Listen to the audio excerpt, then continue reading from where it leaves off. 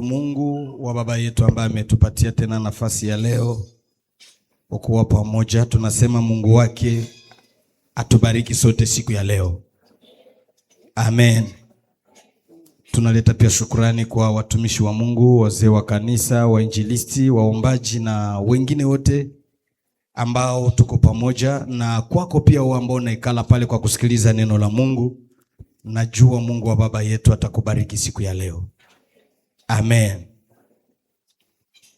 Tuko na somo ambalo tutalizungumza kidogo. Linasema neema ya Mungu iko, haujapoteza kitu. Ambia mwenzako haujapoteza kitu. Neema ya Mungu ingali. Amen. Ni mwaka wa habari njema, na ninaamini itakuwa wa habari njema pia kwako. Haiko maneno tu ya kuongea, lakini ni kitu utakiona kinafanyika kwa macho yako. Utashuhudia na utasema nimeona Mungu wa baba yangu amenitendea kitu. Naamini na siku ya leo Mungu wa baba yetu iko hapa na atafanya na wewe mambo makubwa leo tena. Kile ambacho haukupata jana utakipata leo kwa jina la Yesu Kristo. Sema tena, neema ya Mungu iko, sijapoteza kitu. Tutasimama tusome neno la Mungu katika kitabu cha Mwanzo sura 21 na mstari wake wa 10, na tutashuka mpaka mstari wake wa 13. Kitabu cha Mwanzo 21 na mstari wake wa 13 yake. Karibu kwa msomaji wetu mzuri. Tutasoma kitabu cha Mwanzo 21 10 ahadi yake 13. Tutasoma katika jina la Yesu Kristo. Amen. Kichwa neno inasema kijakazi na mwana wake wanafukuzwa. 10. Kwa hivi akamwambia Abrahamu, ndio, fukuza kijakazi huyu na mwana wake, kwa maana mwana wa kijakazi huyu hatariti pamoja na mwana wangu, hata na Isaka. Neno hili lilikuwa nzito sana kwa macho ya Abrahamu, ndio, kwa sababu ya mwana wake. Mungu akamwambia Abrahamu, lisiwe zito kwa macho yako kwa sababu ya kijana na kwa sababu ya kijakazi wako. Alikuambia usikilize sauti yake, kwa sababu katika Isaka uzao wako utaitwa. 13 mwisho, na mwana wa kijakazi vile vile nitafanya taifa kwa sababu yeye ni uzao wako. Amina. Shuka uruke 15 pale tu 15 yake. 15 inasema na maji yalikwisha ndani ya chupa, akatupa mtoto chini ya kijiti kimoja. 16 naye alikwenda akakaa chini mbali naye kama utupo wa upinde, kwa sababu alisema nisione kufa kwa mtoto. Akakaa mbele yake, akapaza sauti, akalia. Amen. Amen. Bwana Yesu asifiwe. Amen. Nilikuwa nasema somo la leo linasema kwamba neema ya Mungu ipo, haujapoteza kitu. Kuna historia ambayo nitafundisha hapa. Ni historia ya mtu ambaye ni maarufu sana katika Biblia. Wanamuita shujaa wa imani, Ibrahimu, ambaye ndiye mwanzilishi wa kitu tunaita imani. Sio imani ya wokovu, lakini imani ya kuweka matumaini kwa Mungu. kwa sababu kuna imani ya wokovu.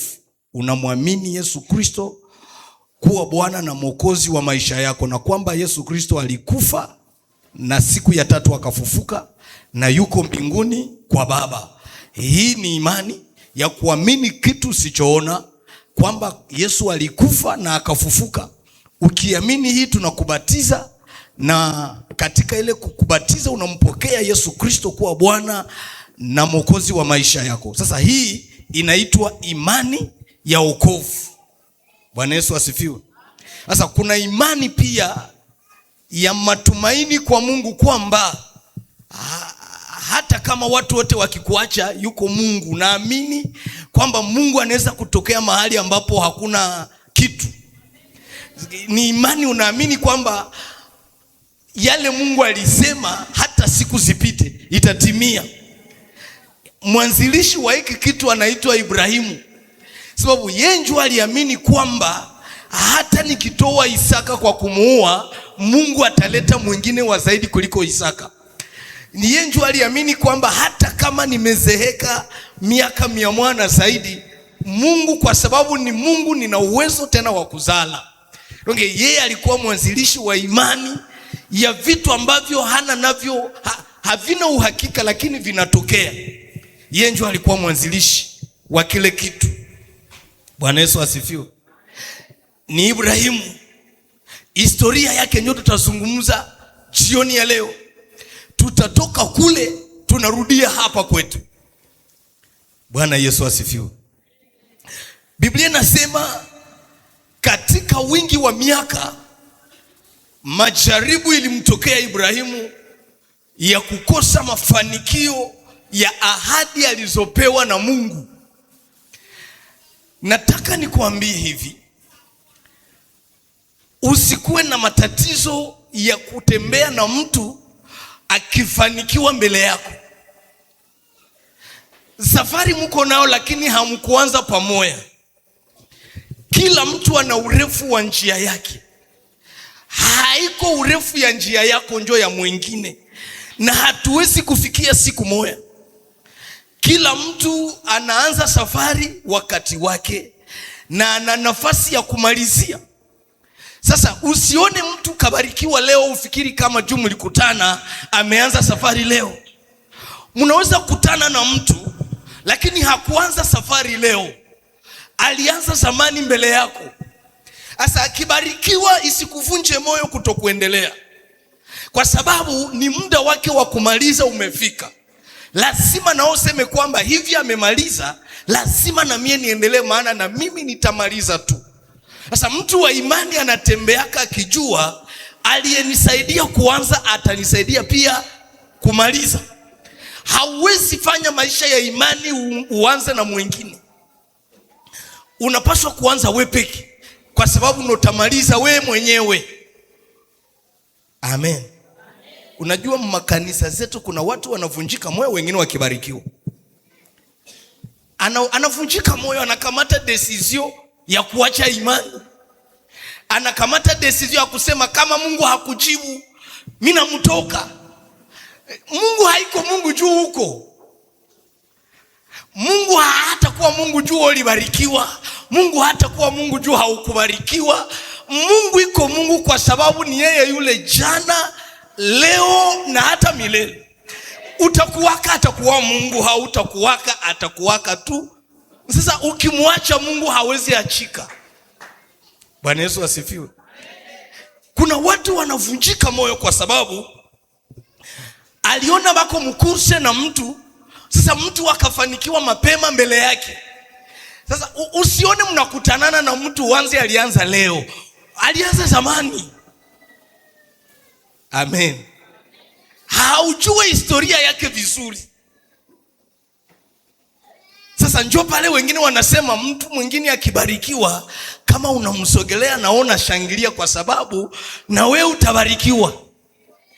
Usivunjike moyo kama mtu anabarikiwa mbele yako, hata mko mnaimba naye, programu ya kubarikiwa hamkuanza naye. Bwana Yesu asifiwe. Tulikuyaka mkanisa limwana mwenzetu, tulikuyali moya. Meske mkalandrie ya mbinguni. tunapaswa kubarikiwa siku moja basi? Eske mpla ya Mungu tunapaswa kuolewea siku moja? Tulizaliwa siku moja basi? Mpla ya Mungu eske tunapaswa kuokoka sie wote siku moja? Kuko benye biko humu baliokoka na wengine bataokoka tu. Njoo maana hata tukikutana na mkanisa hatuwezi kusukuma wengine warudie nyuma. Tunaweza kukaribisha wengine pemporte masaifu yao, kwa sababu kuna yale tuliokuwa nayo na sisi. Bwana Yesu asifiwe.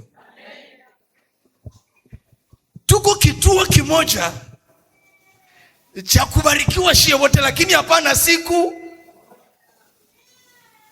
Bwana Yesu atusaidie.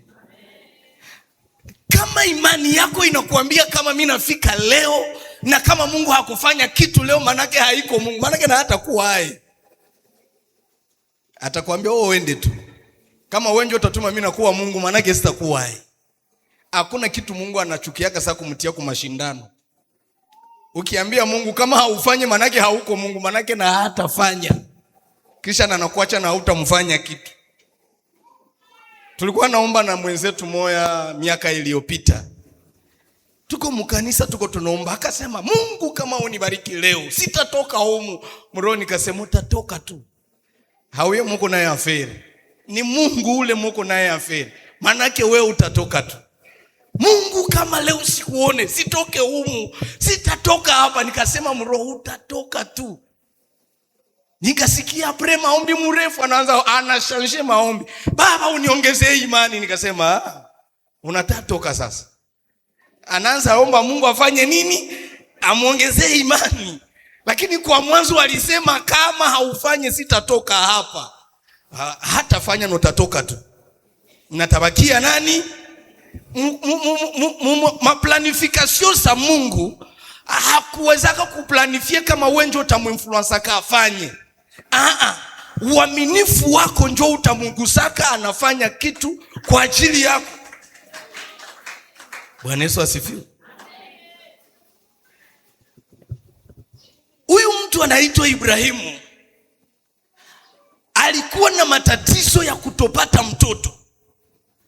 Miaka ikapita ya mingi sana. Na kusi unifuate usikie niko naenda wapi. Miaka inapita lakini ana ahadi ya nani? Ya kwamba atapata mtoto. Ahadi iko nayo na imani iko nayo pia.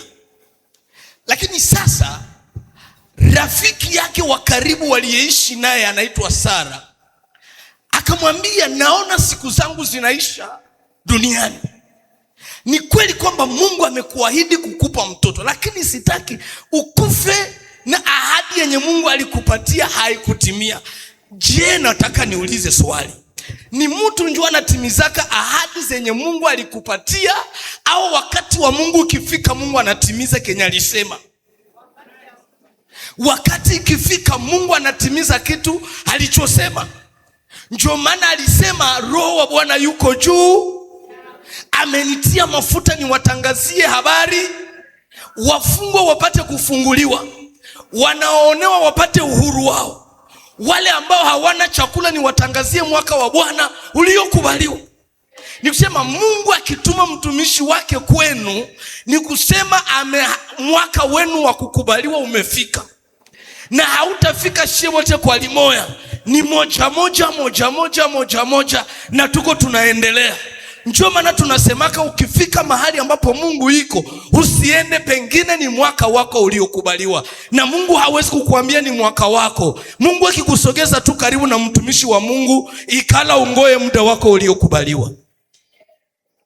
Bwana Yesu asifiwe.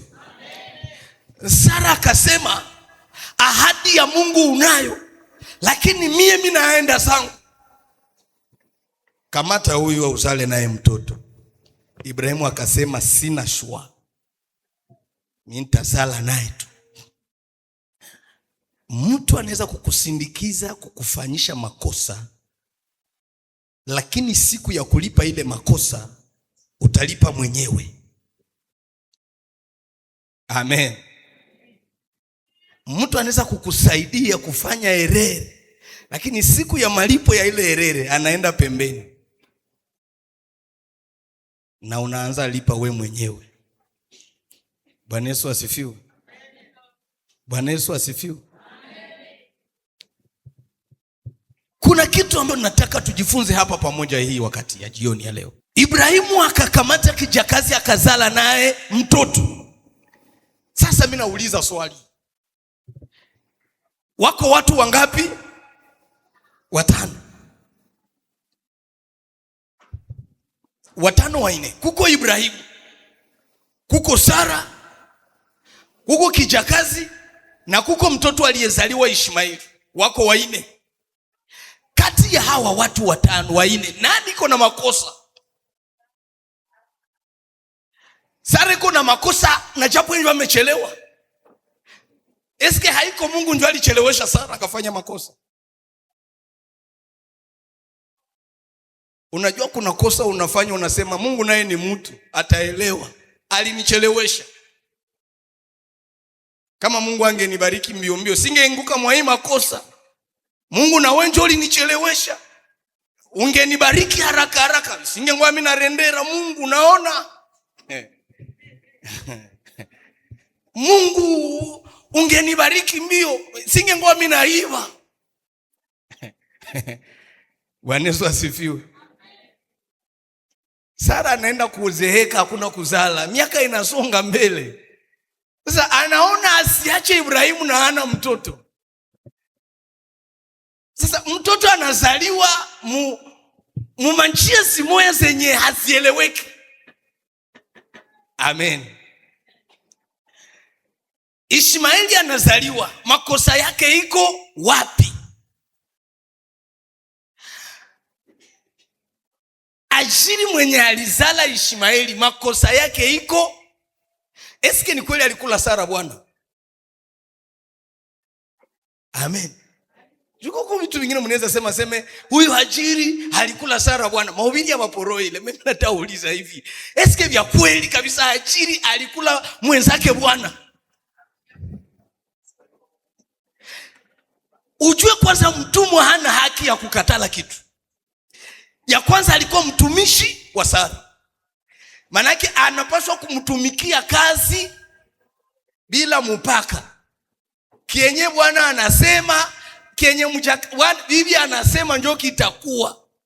Akimwambia alali anasimama, atalala anasimama kwa sababu ni mtumwa. Lakini sasa anakufa kunini? Makosa yake iko? Amen. Ndio maana nilisema Mungu anabakia Mungu tu.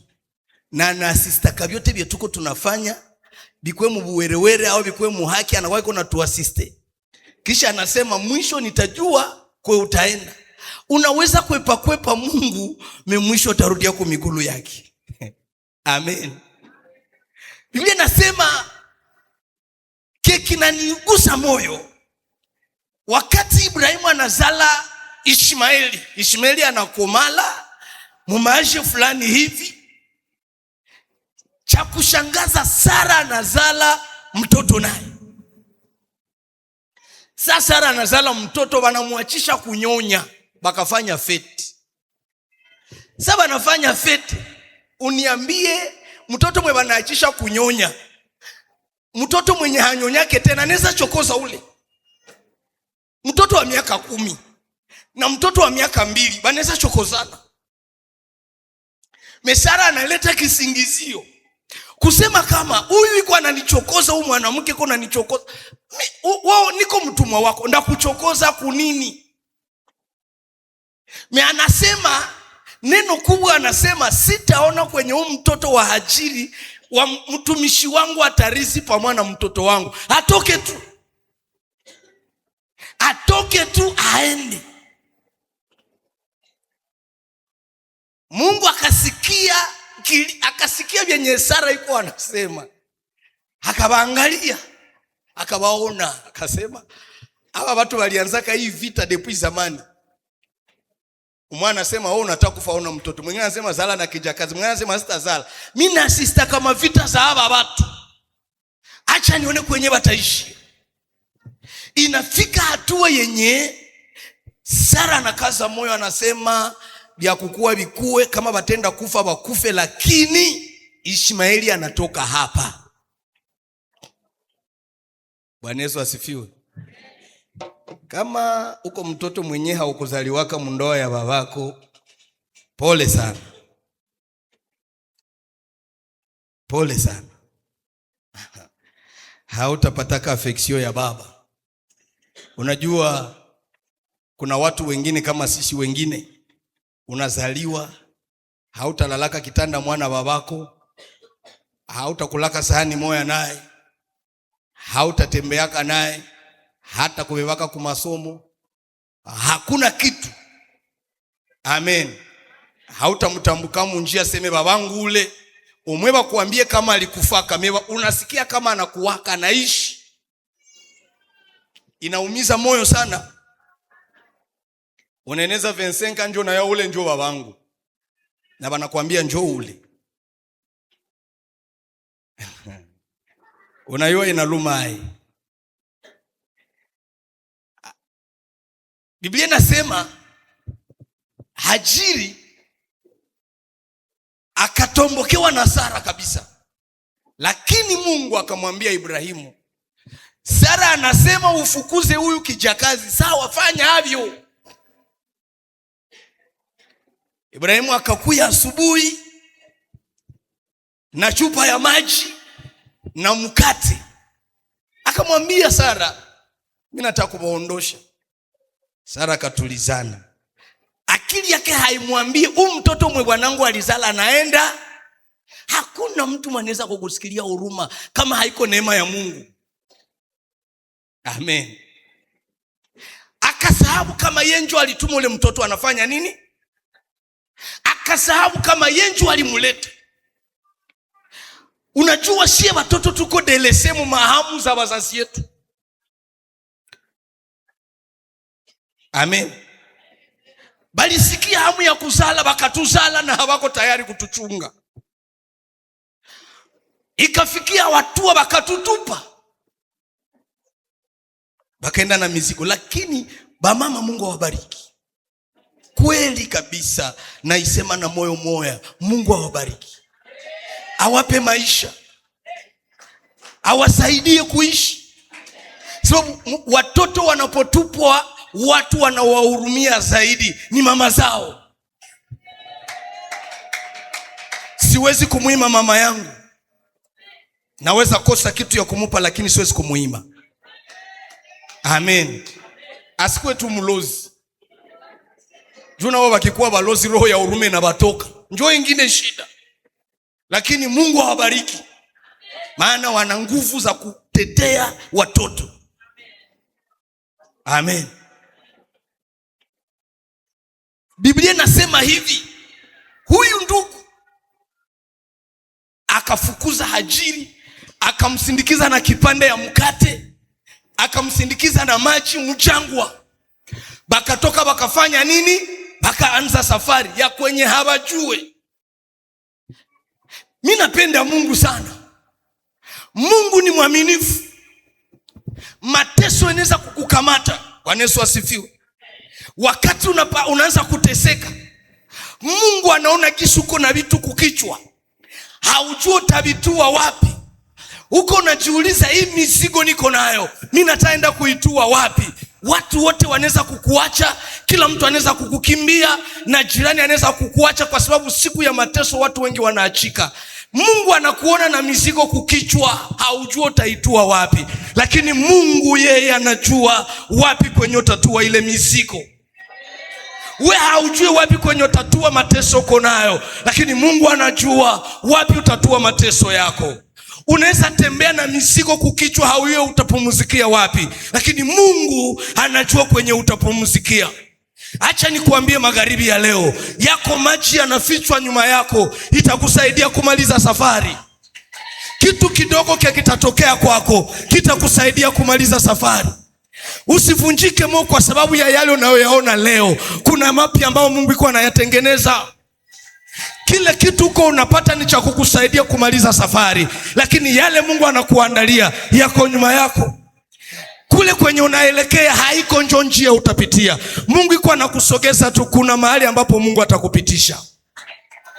Kwenye akili yako inakuambia njo msaada iko, haiko pale. Kwenye msaada wako upo. Mungu anapaficha maadui zako wasipaone. Kwenye baraka zako ziko, hauko na paona. Mungu anaficha mlango ili maadui zako wasiubomole, maana bado haujakaribia kufika. Jipatie moyo, useme sijafika kwenye mlango wangu, lakini Mungu anaiweka. Mungu hakukuumba kwa bure na hakukuweka kwa bure. Kuna yale Mungu ameiandaa kule mbele. Hata watu wote wakikuacha haina shida, maana wanakufaka, lakini Mungu hakufake. Mtu anaweza kukupenda na anakuacha kesho, lakini Mungu akikupenda anakufikisha mwisho. Mwenye balizalisha iko mu mateso ya kwake. Mungu kunyuma anaangalia, anasema anaangalia mrepertoire ya mbinguni. Makosa ya Hajiri iko wapi mwa hivi vitu yote? Makosa yenye lituma wanamfukuza iko wapi? Hata kama niliambia Ibrahimu amfukuze Meyenjwa alilomba amfukuze, Sara alilomba. Vile vile Ibrahimu aliitikaka kusala, basi na aitike kufukuza. Makosa ya babe wanafukuziwa iko. Unajua uko sio unajiangalia yako, unajiuliza sasa mimi nakufa nini? Unaingia mdusho, unatosha mango, unajiangalia eske niko mbaya, lakini bwana na mimi niko tu mzuri sababu wengine. Unarudia unaingia mu madosi yako na peko naangalia ulipata diploma mu 2003. Unapeko naangalia grade yako. Unapeko naangalia lisansi yako, unasema sasa Mungu. Ningia mnyumba unaangalia juu, zamani tulikuwa tunaandika ukitoa NDCM unaandika mkae. Unapeko naangalia hii ni ya NDCM ya date fulani, ya date fulani, ya date fulani, ya date fulani. Unaangalia maresizo uko nazo za michango ya kanisa.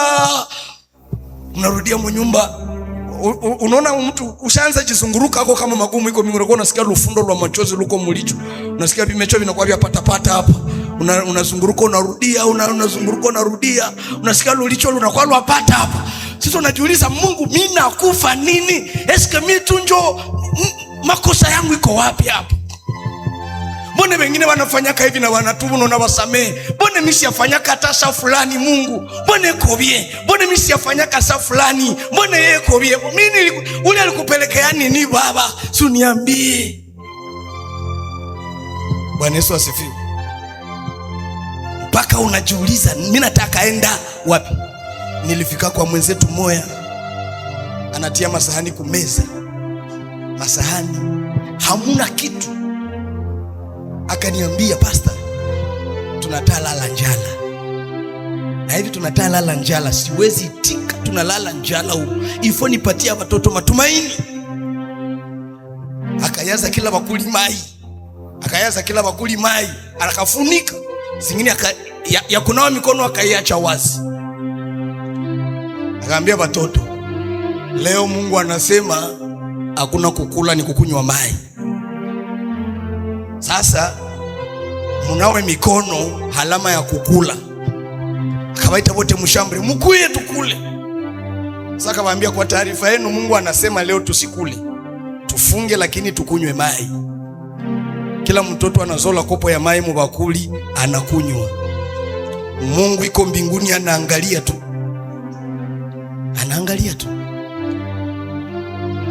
Kisha akasema, nawaomba watoto wangu msimkosee Mungu hata siku, kwa sababu Mungu njua anatuambia tufunge leo, tusikunywe, tusikule chakula. Hata mtoto mwasimkosee Mungu. Amen. Watoto wakamaliza kunywa mai, wakaenda, tukaomba Mungu, tukaenda. Minjo niko naomba, nikakuwa nasikia lulicho lwapata hapa mu machozi. Lakini kwa mwisho, nyuma ya miaka zaidi ya 5, Mungu aliwabariki wale watoto, wakapata kazi, wakapata maisha. Leo ni fimbo ya wale wazazi kutembelea, na wote wanampenda Mungu. Dawa ya kukusaidia kutoka mu matatizo ni kumpenda Mungu. Amen. Mungu akamuita Hajiri kule kwenye iko huku, mtoto ashazimia. Hajiri huko anasema nisione kwa anakufa. Mungu akamuona, akamwambia Hajiri, lamuka. Kwa nini unanililia? Akasema, nalia kwa sababu naona kisi mtoto wangu anakufa bila hatia. Lamuka, mimi nataenda kumsaidia,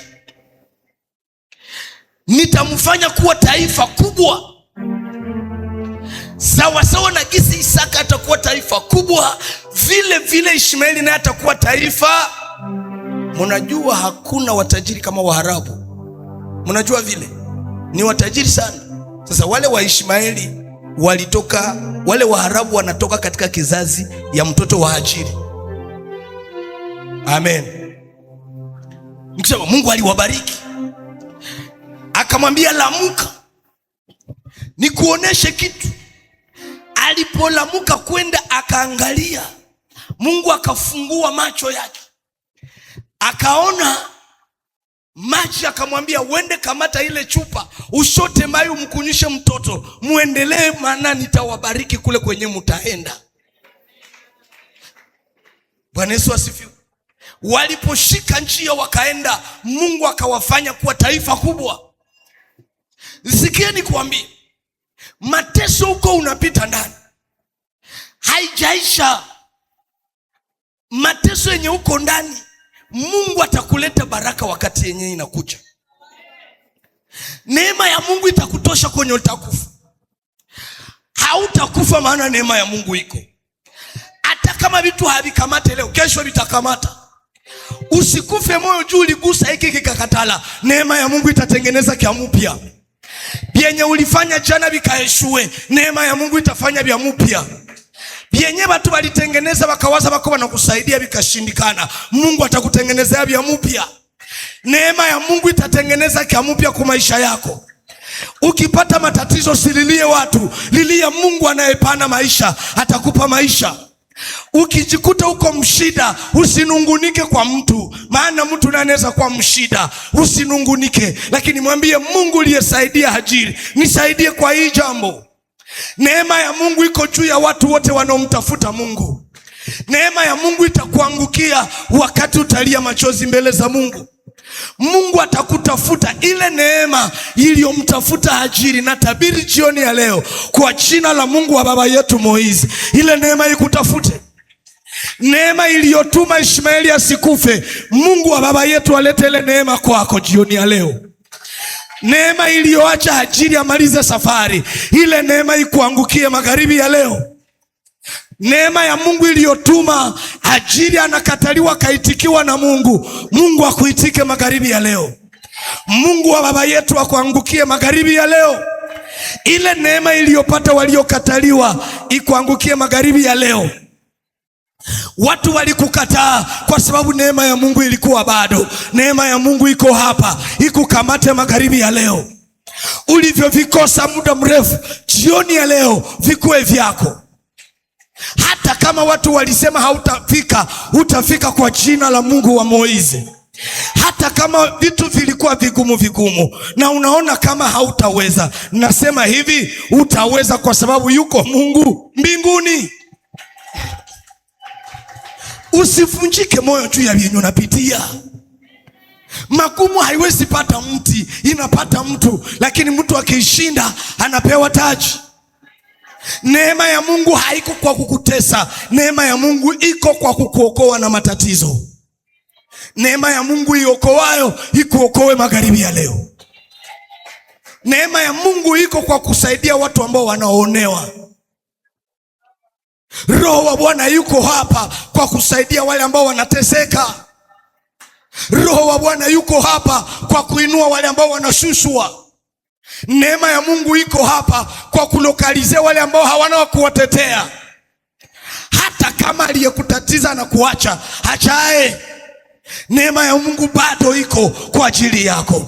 Ishmaeli hakupoteza kitu, lakini akapata kitu. Acha nikuambie jioni ya leo, haujapoteza kitu. Hata walibeba vyote, neema ya Mungu inapita yote. Hata kama walikunyang'anya affection ya wazazi, neema ya Mungu inatosha kwako. Hata kama watu walisema haustahili, neema ya Mungu inakufanya unastahili.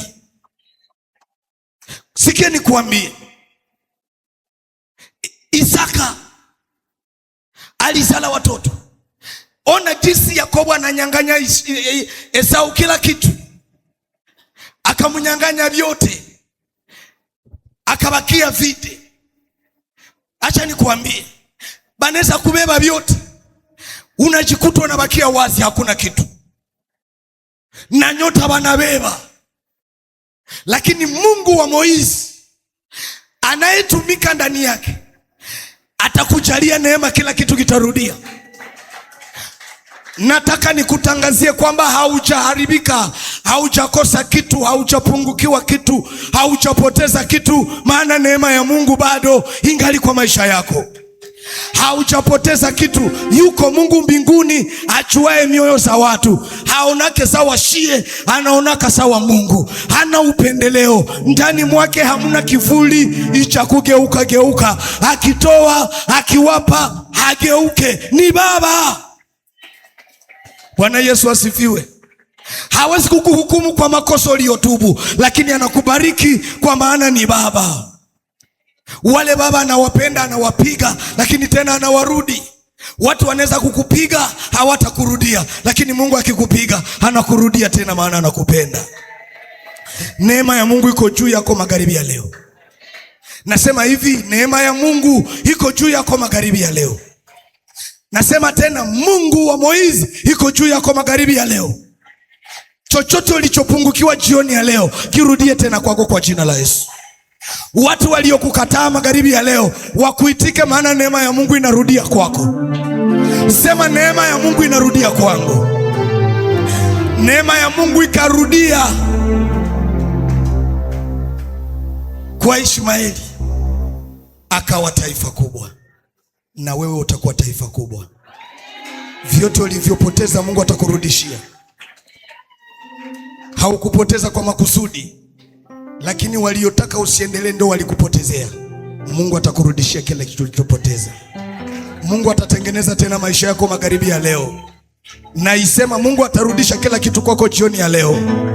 Mungu wa baba yetu atarudisha kila kitu magharibi ya leo. Mungu wa madhabahu haya atarudisha neema kwako jioni ya leo. Mungu wa madhabahu haya arudishe neema ya watoto yako, arudishe neema ya kazi yako, arudishe neema ya ndoa yako, arudishe neema ya fiansaye yako, arudishe neema ya biashara yako, arudishe neema ya kazi zako, arudishe neema ya matumikio yako. Mungu wa hapa arudishe neema ya huduma yako. Mungu wa hapa restore maisha yako upya. Mungu wa hapa tengeneze kizazi chako. Mungu wa hapa tengeneze kazi ya mume wako. Mungu wa hapa lete kibali ulichokosa. Mungu wa hapa kupe maisha mapya. Mungu wa hapa tengeneze shule yako. Mungu wa hii madhabahu atengeneze kila kitu kilichopotea. Mungu wa hii madhabahu atengeneze vitu ambavyo ulinyang'anywa. Mungu wa hapa kurudishie kila kitu. Mungu wa hapa kupe tena kazi. Mungu wa hapa kupandishe jina. Mungu wa hapa kuongelee kule konaenda. Mungu wa hapa kuongelee. Mungu wa hapa kupe jina. Mungu wa hapa kutetee. Mungu wa hapa atengeneze mazingira yako. Mungu wa hapa afanye kisichowezekana kwa watu kiwezekane. Mungu wa hapa akuchekeshe tena. Mungu wa Moizi akuchekeshe tena. Mungu wa Moizi akuinue tena. Mungu wa Moizi ainue tena watoto wako. Mungu wa hapa tende makubwa kwako. Akumwangie tena neema. Amwangie uzao wako neema. Mungu wa hapa kufufue magonjwa. Mungu wa hapa kutendee mema. Akupe ile neema uliyokosa. Akufanyizie ishara. Mungu wa baba yetu tunayemhubiri akulipia madeni. Akuondoe madharau. Akuondolee machozi unaolia. Mungu wa hapa akufufue. Akupe macho uone. Mungu wa hapa akufungue macho uone kile kilichokupotea. Mungu wa hapa restore maisha yako. Arestore kila kinachopotea kwako. Atengeneze kila kitu. Abadilishe historia yako. Uwe mpya tena. Usiwe kama jana. Mungu wa hapa tende mambo kwako. Mungu wa hapa abadilishe historia yako. Watu waseme ana Mungu mkubwa. Watu waseme Mungu wa Moizi ametenda. Watu waseme Mungu wa hapa ameonekana. Mungu uliyekuja kuomba jioni ya leo abadilishe historia yako na ukumwangie tena neema. Mungu wa baba yetu akupe neema. Mungu wa Moizi akujenge moyo, akufariji.